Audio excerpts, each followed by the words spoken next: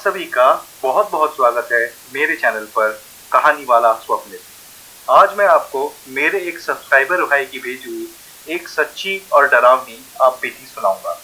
इनका नाम है दशरथ। तो वीडियो को पूरा एंड तक देखिएगा।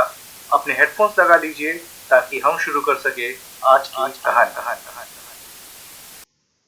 मेरा नाम दशरथ वैष्णव है और मैं प्रतापगढ़ राजस्थान का रहने वाला हूँ। ये किस्सा साल 2007 का है, जब मैं स्कूल में क्लास 9 में पढ़ता था। एक बार हमारे स्कूल की पिकनिक गई, शहर से जरा सा दूर। मेरे सारे दोस्त, प्रिंसिपल मैडम और स्कूल का पूरा स्टाफ भी हमारे साथ। हम सब लोग गाना गाते हुए और अंताक्षरी खेलते हुए आगे बढ़े जा रहे थे। हमारी बस एक जंगल के रास्ते से गुजर रही थी। इतना घना और इतना भयानक था ये जंगल कि दिन के उजाले में भी बहुत अंधेरा हो रखा था यहाँ पर। अब जंगल में हमारी बस थोड़ी आगे गई ही थी कि धीरे होकर रुक गई।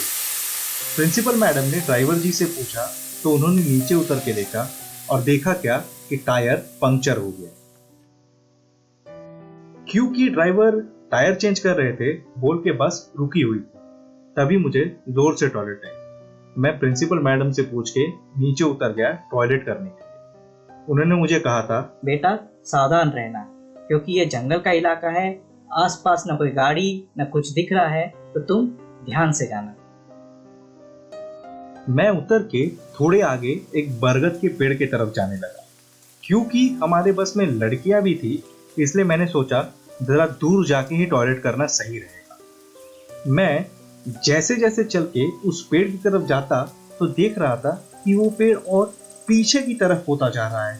मुझे ये देख के थोड़ा अजीब तो लग रहा था, पर टॉयलेट भी जोर की लगी, तो मैं और आगे की तरफ जाने लगा। 2 मिनट चलने के बाद भी वो पेड़ उतना ही दूर दिख रहा था जितना मेरी बस से दिख रहा था। मैंने सोचा एक बार पीछे मुड़ के देखता हूँ कि बस से मैं कितना दूर आया था। तो जैसे मैंने पीछे देखा, मैं बहुत जोर का घबरा गया। मेरी बस, बच्चे, पूरा स्टाफ वहां से सब गायब हो चुके थे। मुझे पीछे कोई नहीं दिख रहा था। ये देखते ही मैं वहां से भागा रोड की तरफ। पर अजीब बात ये थी, जैसे जैसे मैं रोड की तरफ जाता वैसे वैसे वो रोड भी पीछे होता जा रहा था, बिल्कुल उस बरगद की पेड़ की तरह। मैं बहुत ज्यादा डर गया था और मैंने अपनी आंखें बंद करके बस हनुमान जी का नाम लेना चालू किया। अचानक मुझे मेरी प्रिंसिपल मैडम की आवाज आई, जो मुझे पूछ रही थी कि दशरथ, इतने देर से तुम कहाँ चले गए थे? मैं इतना डर गया था कि मैं डर के मारे कांप रहा था और कुछ बोल भी नहीं पा रहा था। मुझे इतना डरा हुआ देख के मेरे दोस्तों ने पूछा, दशरथ, तुमने ऐसा क्या देख लिया कि तुम इतने डर गए हो?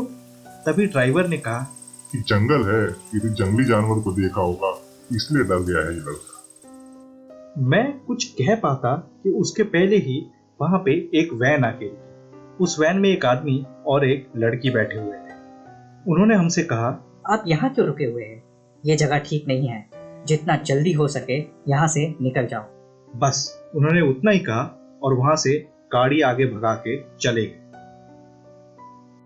मैडम ने बच्चों की लिस्ट देख के सबको बस में बिठाया। टायर ठीक होने के बाद हम वहां से निकल गए। लगभग 30 किलोमीटर और आगे जाने के बाद एक सर्कल आया, जहां पर बहुत सारे होटल्स थे। तो बस को वहां पे रोक दिया गया नाश्ता पानी करने के लिए। वहां पर जब हम नाश्ता कर रहे थे तो एक सज्जन व्यक्ति को हमारे सर ने पूछा कि पिकनिक स्पॉट से प्रतापगढ़ जाने के लिए और कोई रास्ता है क्या, क्योंकि ये जंगल वाला रास्ता जो है वो बहुत लंबा है। तभी उस व्यक्ति ने कहा, आप मेरे साथ मजाक कर रहे हैं क्या? उस जंगल के रास्ते से तो आना जाना करना नामुमकिन है। आप कैसे वहां से आ गए?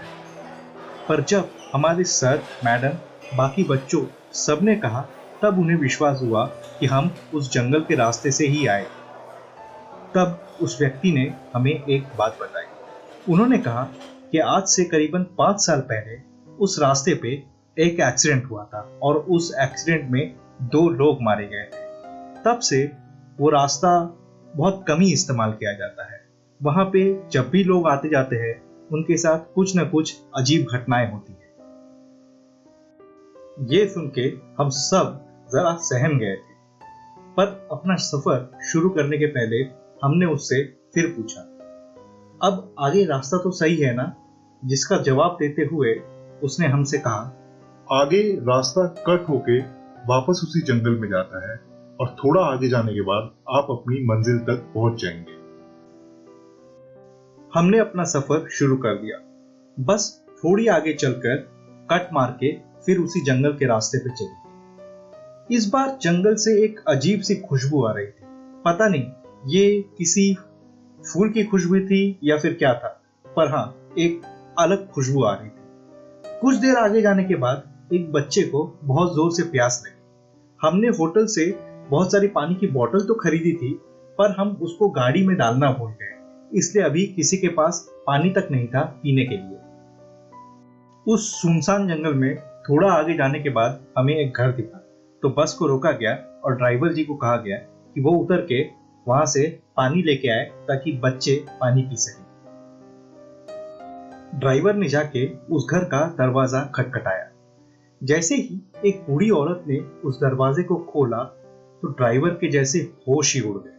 उसने देखा सामने एक दीवार पे तस्वीर लगी हुई थी जिसपे माला चढ़ी हुई थी, और वो तस्वीर किसी और की नहीं थी पर उसी लड़की की थी जो वैन में थोड़ी देर पहले उनको मिली थी। ड्राइवर पीछे मुड़ा और भागते हुए आके बस में बैठ गया और बस को चालू करके भगाने लगा। मैडम के पूछने पर उसने कहा, मैं पहले जंगल से बस निकाल दूं, उसके बाद आपको सब बता दूं। जंगल का रास्ता पार करके जब ड्राइवर ने सारी बात बताई तो बस के सब लोग बहुत डर गए थे, पर फिर भी हमने पिकनिक का पूरा कार्यक्रम किया और शाम को दूसरे रास्ते से होते हुए अपने घर लौटे। आते वक्त ऐसा फिर कुछ नहीं था।